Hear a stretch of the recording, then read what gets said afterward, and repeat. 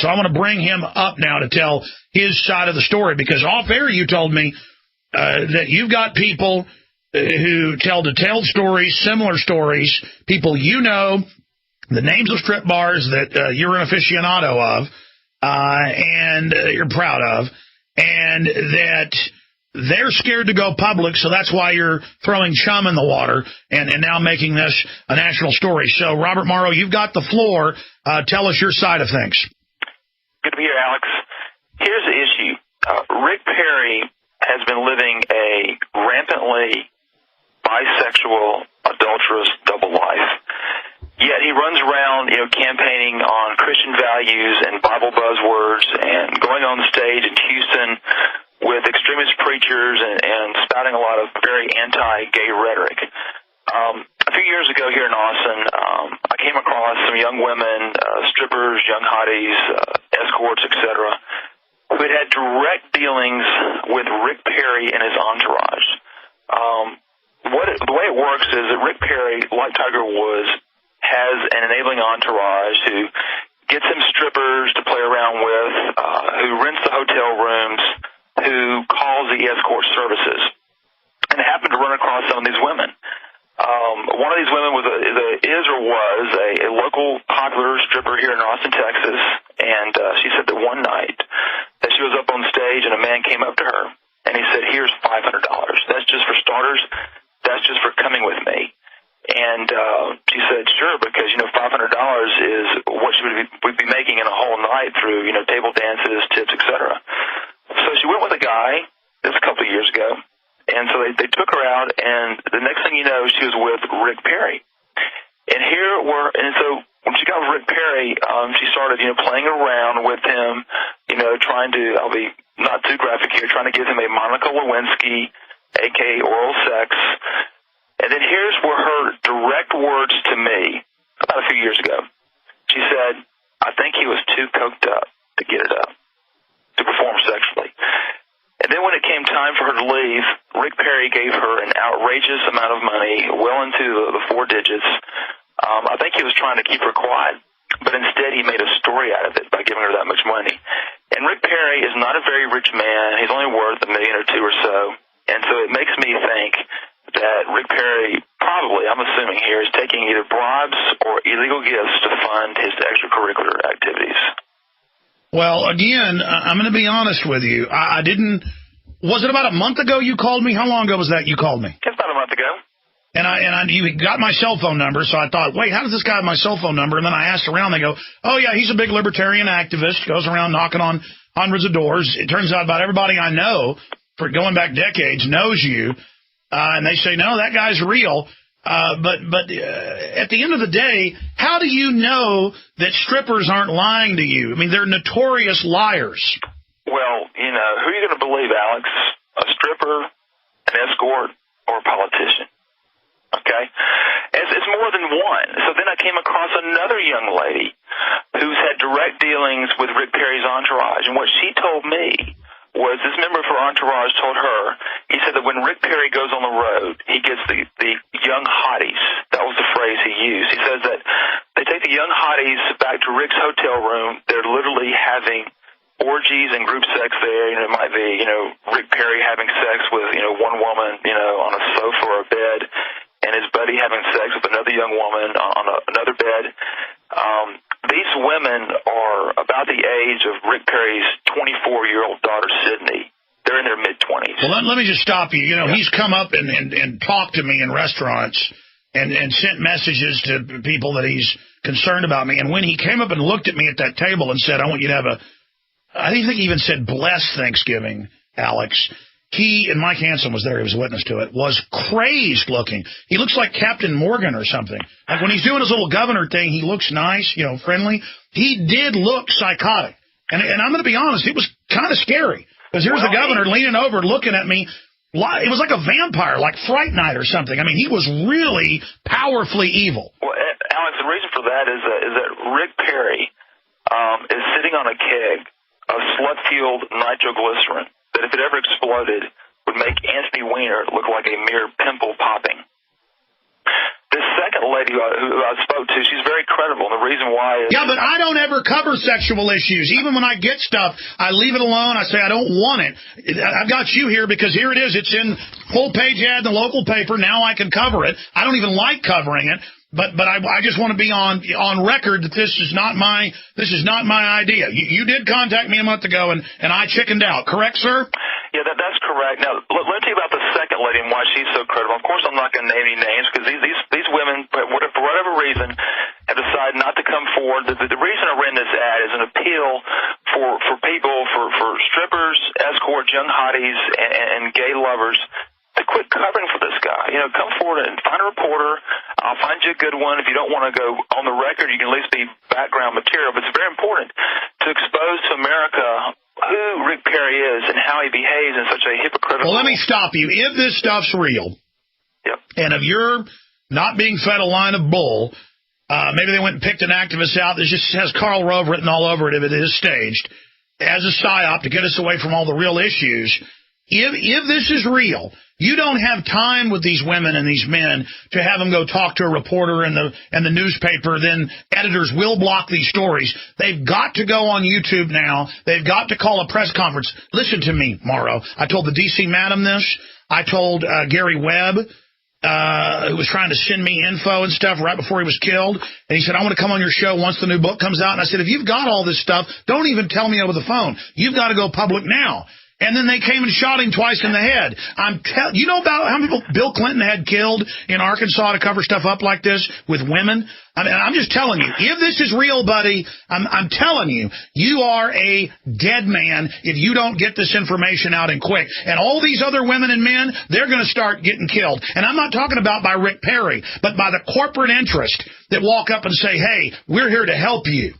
Well, Alex, you know, that's why it's important for people to come public. You get a little measure of safety when you become public because you're a public figure. But back to the second one. No, you get the only measure of safety. The fact that you're here now and I'm talking about this gives it some protection. All right, secondly, I'm going to walk you through all these. The reason it's so credible is because so many people have told me this, okay? So the second woman was very credible, the one who had dealings with Rick Perry's entourage. She's educated. She knows her way around the political world here in Austin, Texas, and she was just leveling with me. And so she's not like some, 17-year-old runaway on drugs. She's completely credible. The third person is a young lady who knows one of the top popular escorts in Austin, who is either here or used to be here. And she said that this other escort had a tryst with Rick Perry in one of the nicer hotels here in Austin. So that's three sources. So I want folks to know this. I'm not 99% sure that Rick Perry is a rampant adulterer. I'm 100% sure.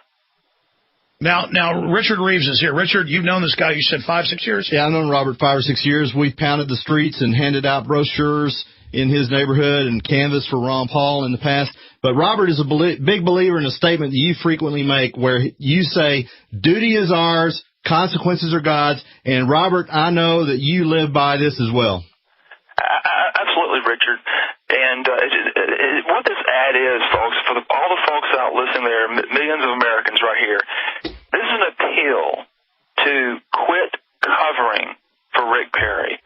You can contact me at familyvalueshypocrite@gmail.com, familyvalueshypocrite@gmail.com. I will find you a reporter to get your story out, or at least get it on background. Thirdly, Alex, living here in Austin, we discussed this. You and I and many others have heard many, many rumors about Rick Perry being a homosexual or having gay affairs. I have asked state police at the Capitol, high level, off record, years ago, and I said, is there any truth to this stuff? And they just said, you don't even want to know. And I said, well, tell me. And they're like, no way.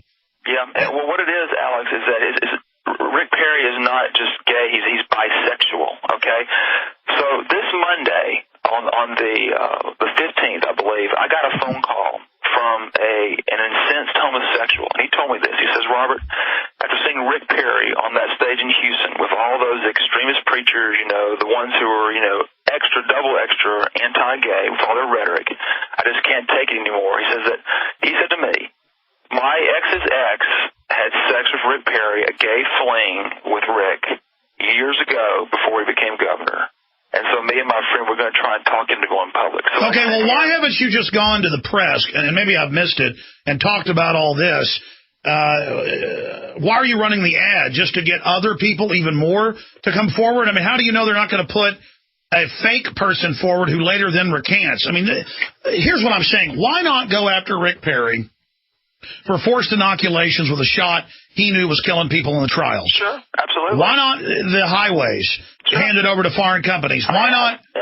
I mean, I just got a bad feeling about this whole thing. Or even Rick Perry's dirty real estate deals. Any national media listening, you need to learn about the Horseshoe Bay real estate deal where they sold him a land. Listen, I want to stop right there because I haven't had time to vet any of that. Okay, all right. That came out in major mainstream press. Okay, I remember hearing about it. Okay, Richard, you go ahead. Well, I don't recall the exact details. I'm sure Robert knows all the chapter and verse, but that was in mainstream press. The Horseshoe Bay story did. Let me try it. Now, I remember seeing it. It was covered by the Dallas Morning News. They detailed it in the fall of 2010 before the governor's election.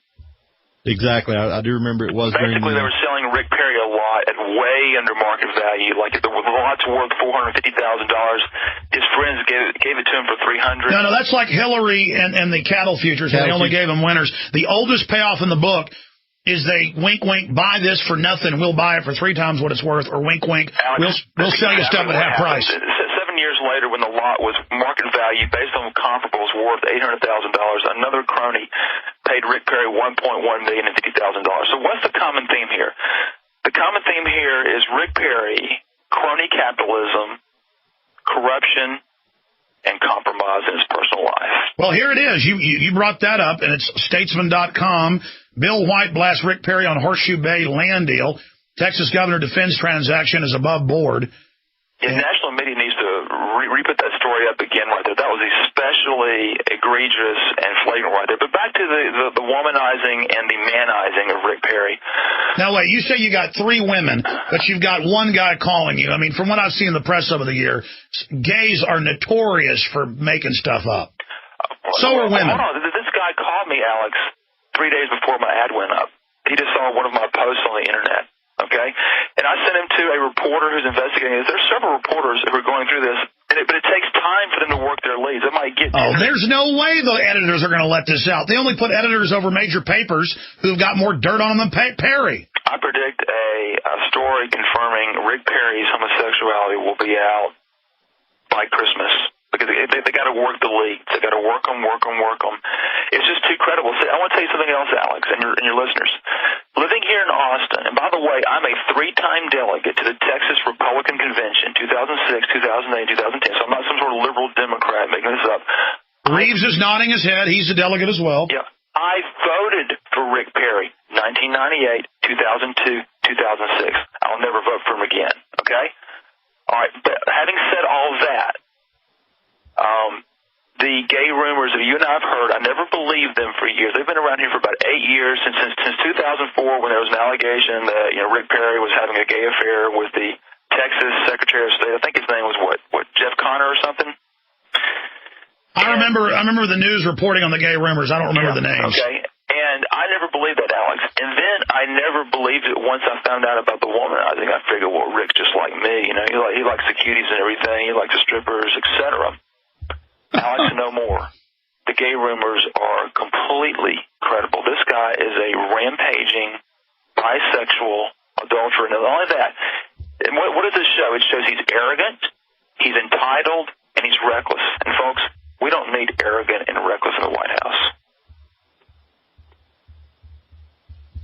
Oh, man. I tell you what, I'm going to start wearing a bulletproof vest with this stuff on my show. Well, I think it's all going to come up to a head pretty quickly here with all this exposure that it's coming on this show and with Robert Morrow placing these ads. So we're going to find out pretty quick. These people are going to have to come forward because, like you said, and you've been uncannily right over the years, people are going to die over this if they don't come on out and hit the press immediately. Honestly, you're safer, but you're safer going public than being secret. Well, that's